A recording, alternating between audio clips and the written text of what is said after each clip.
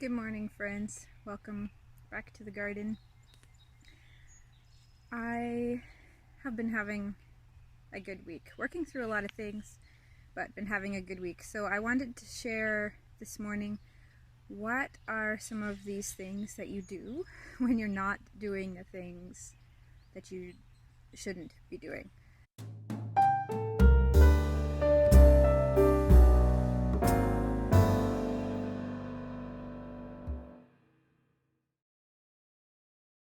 So if you missed my last garden chat with me, I was saying that I needed to remove some things that were kind of taking over, like weeds in my life, and just replacing them.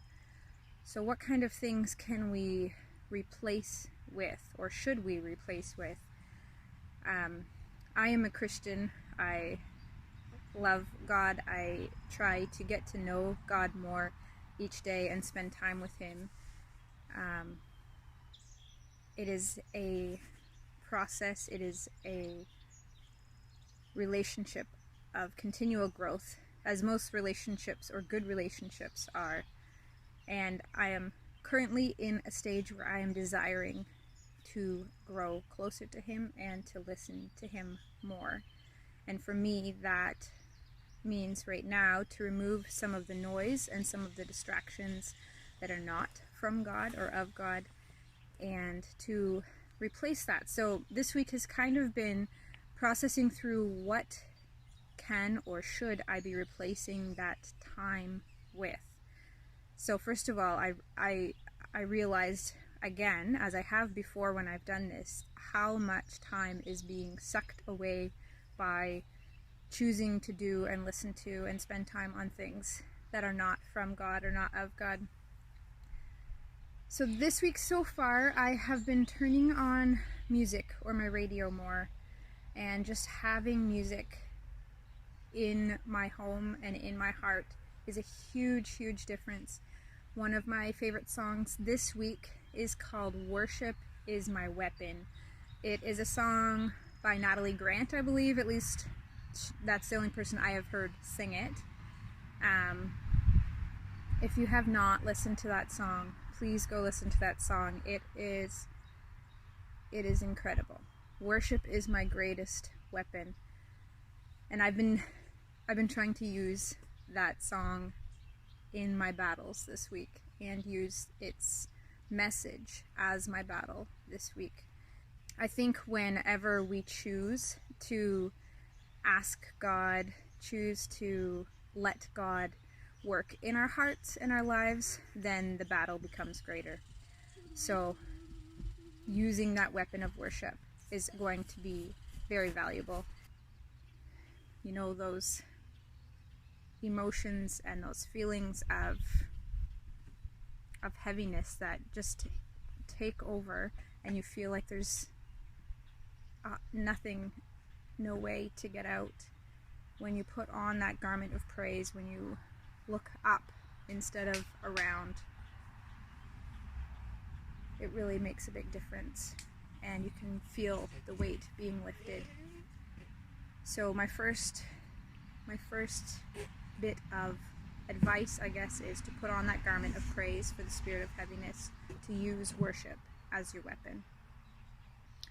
My second piece is to spend time in the Bible, but not just as something to check off a list of did that today, here we go, next, but to spend time listening, reading, hearing, obeying, repenting, just spending that time in a more purposeful way. And it's, for me, it's so easy to be distracted if I'm not the only one awake in the house, especially. But even if I am the only one awake, it's so easy to be distracted. I have to get up and spend my time with the Lord in my Bible, at least right away, first thing in the morning, or I am so distracted by to-do lists or messes or all the things that are in my house and in my brain. So trying to remove those distractions, and something that has worked for me, there's a sandbox being enjoyed right here. Something that has worked for me when I'm feeling really distracted is to have a pen and paper, or pencil and paper, and just write down the things that are distracting me, and then my brain will allow me to stop thinking about them for the time when I'm trying to be with the Lord. And then I can come back to those because I know I'm not going to forget them. They're written down. I can come back when it's time for that, but to dedicate the time to be with the Lord, with Him.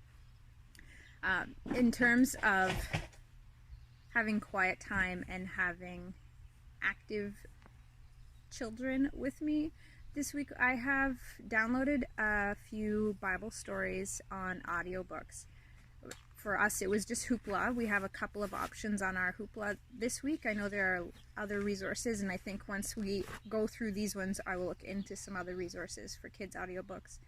There's even a Bible for Kids app that we've used often. I just find it's very interactive, which is excellent, but it feels more like play games and screen time, and I just want the word to be spoken. So when my son has been awake with me in the morning, then he's been listening to the Bible on audiobook version for kids as well, which has been really cool to try and just start that process and that habit for him in the mornings too, and it's helped both of us have some quiet time with the Lord. So spending that time in the Word, listening, seeking, asking, obeying, repenting, not necessarily in those orders, probably not in that order at all actually, but spending that time in the Word. And the third thing, which I am not great at yet and will be continuing to work on, is prayer time. I find myself praying throughout the day really well. That's something I communicate with the Lord often, short quips and praises and requests. Lord, help me, thank you. There's a lot of short prayers throughout my day, but not necessarily specific prayers or continual prayers for specific needs or people. Yes. So I have started in the back of my journal, which I've started, just writing things down and thoughts and prayers. I've started, so far it's very short, but a prayer list. I've done this before. All these things feel like you go through seasons of doing well with them and then getting out of the habits, and so it's just a matter of getting back into these good habits that I know are so good for my heart, for my soul, for my life, for my family, for everything.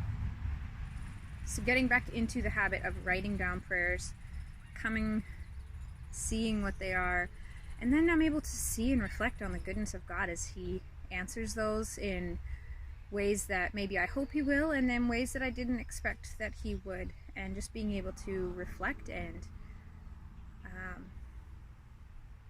see visually written down how God is moving. So those are my 3 replacements, or things that I'm trying to fill my time with this week. Especially they feel like pretty basic things, but it's time to get back to the basics sometimes, and I think this is one of those times. So using worship as my weapon, put on the garment of praise for the spirit of heaviness. Getting back into the Word, but not just as something to check off, as a thing to do for the day, or to make it feel like, phew, I did that, move on, but with purpose and with intention to be with the Lord, to spend time with Him, and to spend time in prayer, which goes along, all of these go along with each other and are so foundational to having a relationship with Jesus. But spending time listening, seeking, and thanking Him, remembering the goodness of God. I hope that you can be encouraged by this today. Let me know, what are some ways or some things that you find most valuable and most important to you as you refocus your life and your time to things that are heavenly, not things that are earthly. I think that's one of the big takeaways. My husband actually reminded me of the verse this morning in 2 Corinthians that says not to focus on our earthly troubles or the things that are going on around us, but to put our focus on God and things that are heavenly. And that's something I really needed to hear this morning, to put our mind on a heavenly perspective, on a heavenly focus. The way that God sees us and the way that God sees the world, thankfully, is so different than the way that we see it. So that is my encouragement to you this week, and I hope and pray that you will continue on your journey to seek the Lord and all He has for you. See you again next time.